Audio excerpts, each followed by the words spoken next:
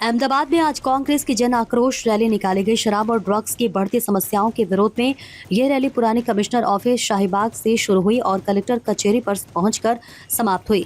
Rally का नेतृत्व अहमदाबाद शहर कांग्रेस कमेटी के प्रमुख सोनल बेन पटेल और प्रदेश कांग्रेस के उप प्रमुख पंकज शाह ने किया।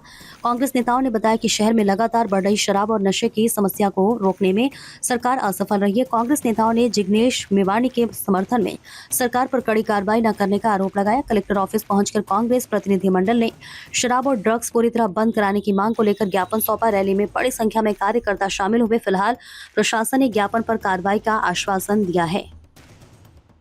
नाना कुमळावेला बाळको आ ड्रग्सना रवाडे चढ़े છે સરકાર આના માટે સિરિયસ થાય ને તો કોંગ્રેસ જલદ આંદોલન કરશે।